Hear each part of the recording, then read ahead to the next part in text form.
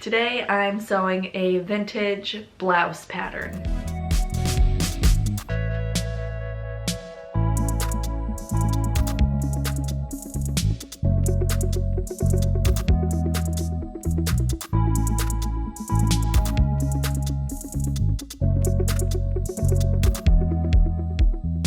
Hi, I'm Megan. Welcome to my sewing space, and in today's video I'm going to be sharing how I make a couple of blouses. This is Simplicity 9538.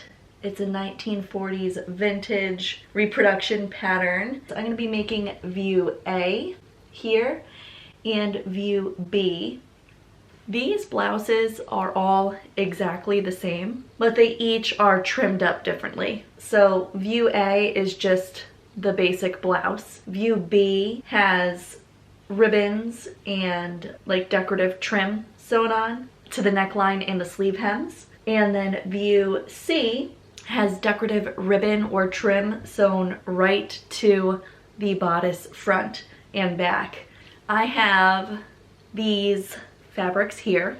The first one here is this pretty blue, like almost cambric, and this is cotton fabric, 100% cotton fabric that was gifted to me secondhand. I think I'm gonna use this one for view A. So this is just gonna be the plain blouse, no frills, no trim, just the shirt.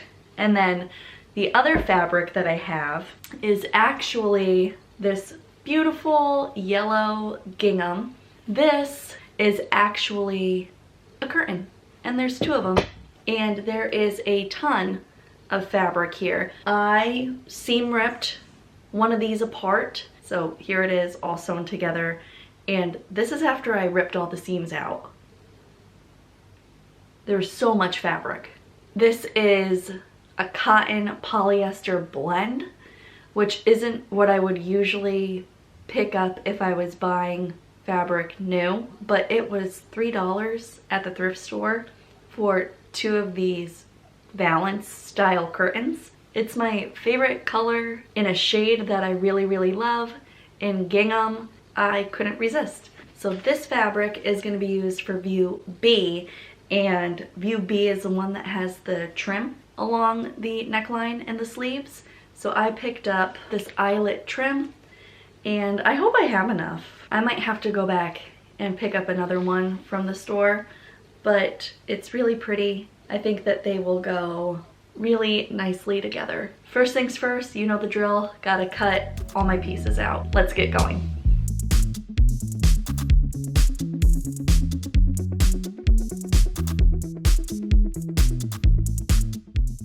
Okay, I got everything cut out, and here is what my pieces look like. And I'm just gonna take a minute and serge all of the raw edges for this project. Just get that right out of the way. Okay, the first step in the construction of these blouses is to pin the gusset to the lower edges of the sleeve. And then I'm going to pin and sew it to the other side.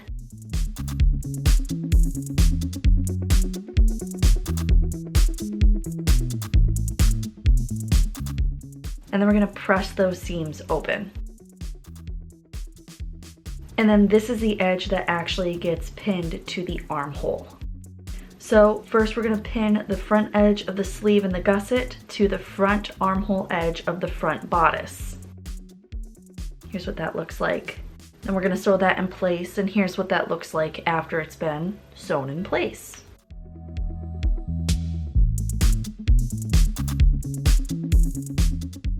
And then next we're gonna pin the back edge of the sleeve and the gusset to the armhole edge of the back bodice. And again, we're gonna stitch that in place. And then press the seam toward the back bodice. And here's what we have so far.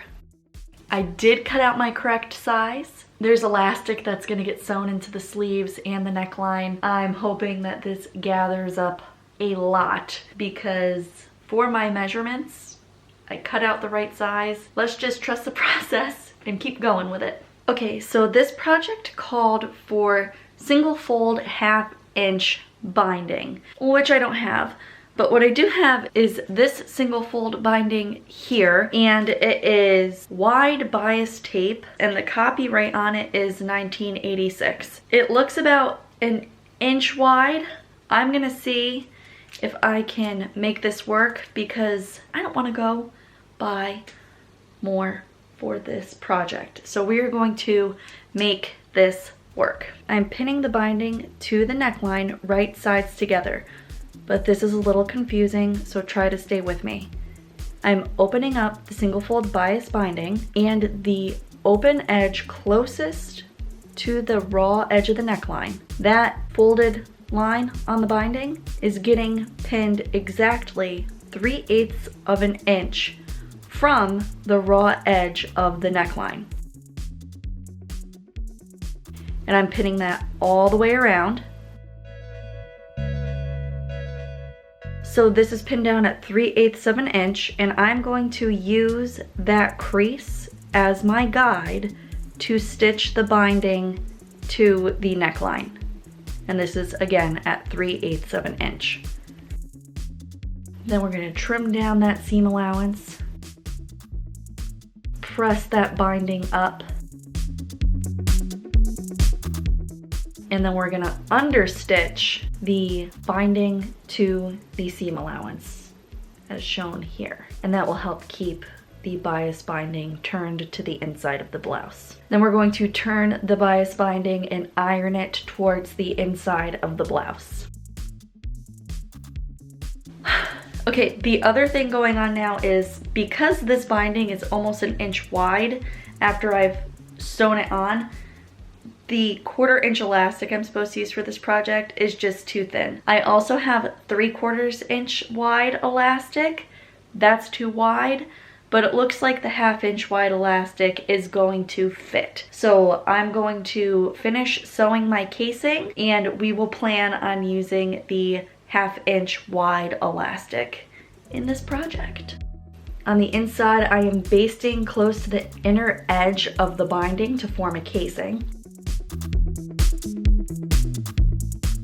And then as soon as it's basted, I'm flipping this over, and from the right side, I'm using those basting stitches as a guide to do a regular straight stitch all the way around my neckline, but I'm leaving an opening to insert my elastic later. Okay, so my casing is sewn for my elastic neckline. I'm gonna take a minute to pick out all of my basting stitches, and then I have to do both sleeves the exact same way that I did the neckline. And that took a minute. That took a lot of minutes. I got the sleeve casings done, the neck. Let's put some elastic in this sucker. I'm using the elastic guides that came with the pattern to measure out my pieces of elastic. And then I'm just using a safety pin to thread my elastic through my casings. And then I'm sewing the elastic together with a zigzag stitch. You're gonna have to take my word for it because my hand's in the way of this shot. Sorry about that. That shrunk it up a lot. So now I'll do, excuse me. Now I'll do the sleeves, and then I'm going to stitch the casings closed and keep moving on. Almost done. So I am stitching my casings closed. You will see here that the edges of the binding are not tacked down, so I'm just gonna take a minute to do a ladder stitch to close the binding. I'm gonna try it on quick. I still have to do the side seams, but we're gonna give it a whirl.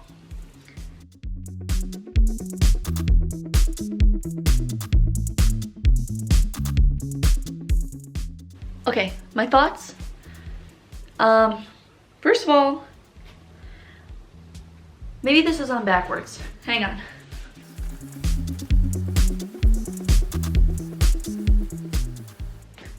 Nope, it wasn't. It wasn't on backwards.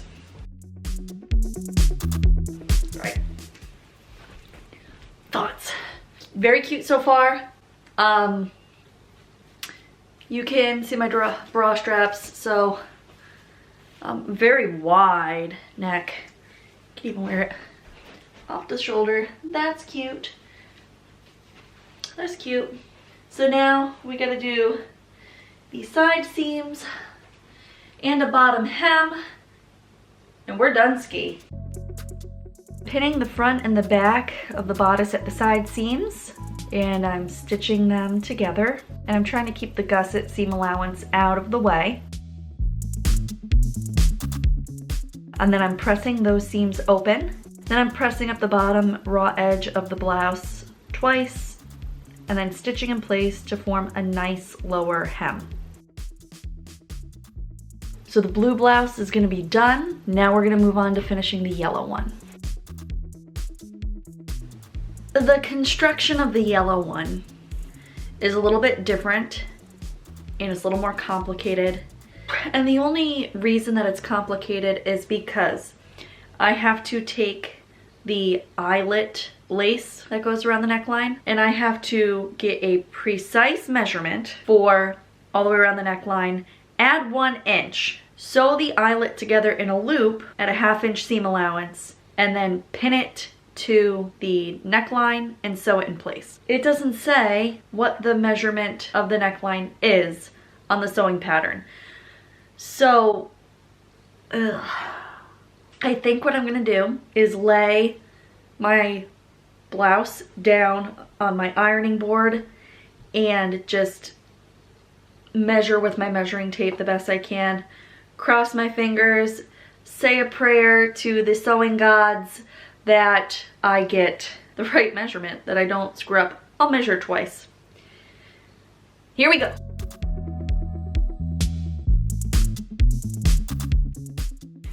"67 inches for my first round. I'm gonna measure it again.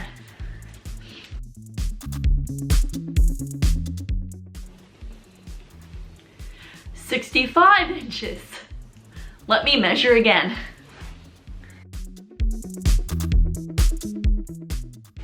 "65. So I'm gonna measure 66 inches of this eyelet lace trim that I have.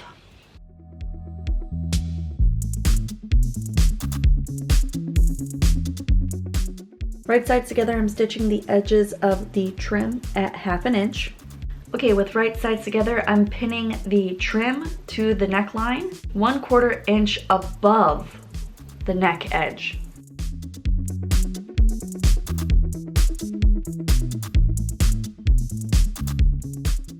So that actually worked surprisingly great. I'm gonna stitch this all the way around at 5/8 of an inch seam allowance, and that is from the trim edge, not the yellow blouse edge.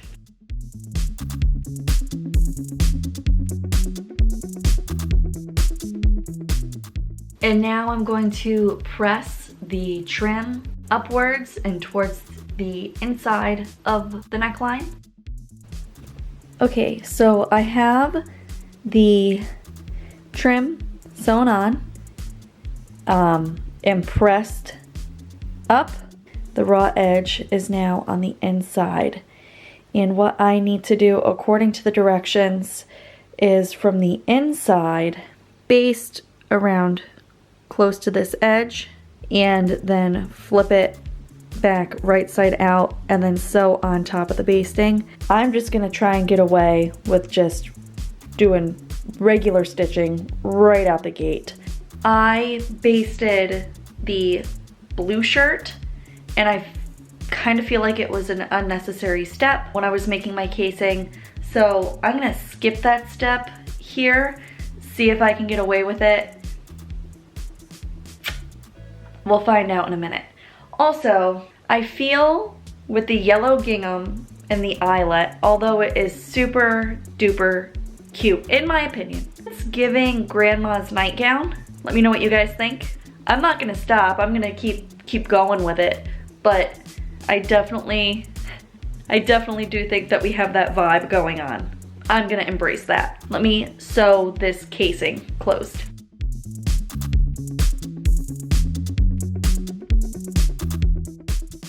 I just peeked on it it looks like it's working. So I'm gonna keep going with this, and I will do my sleeves the exact same way. And yeah. Okay, so now I finish this one exactly like I finished the blue one, and this one's gonna be done too. With this blouse, I'm going back to the 1/4 inch elastic. And the only other thing to do with this is make some bows. And I had a lot of ribbon to choose from, but I wound up going with this thin yellow. I think it matches nicely. And I don't know how to make nice bows, so I had to look up a YouTube video. And I will link that down in the description, the one that I used.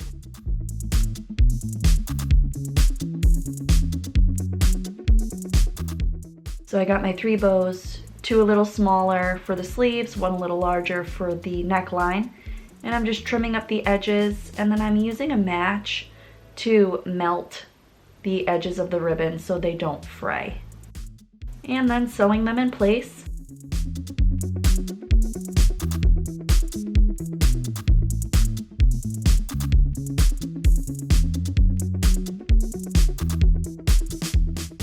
And that's it. Both of my blouses are complete. What do you guys think?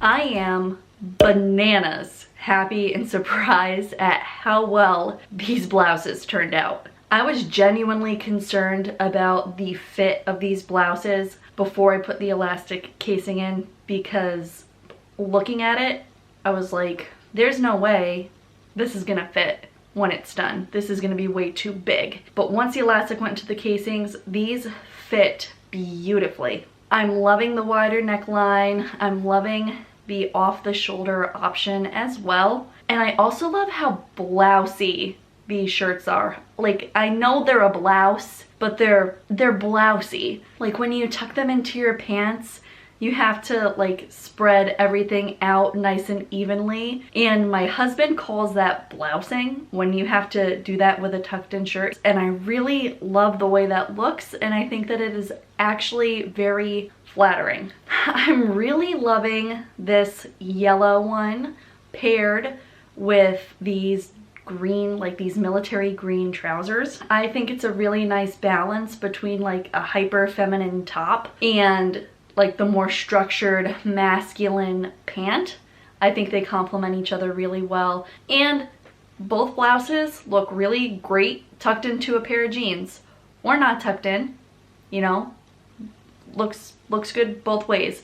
I know I said I was worried about the yellow one giving grandma nightgown vibes, and maybe it does. I think I associate this blouse with a grandmother's nightgown because my grandma probably has something similar to this, which whatever, my grandma's super cool, love her to pieces, so if it looks like a grandma's nightgown, I'll embrace it. I really love how it turned out.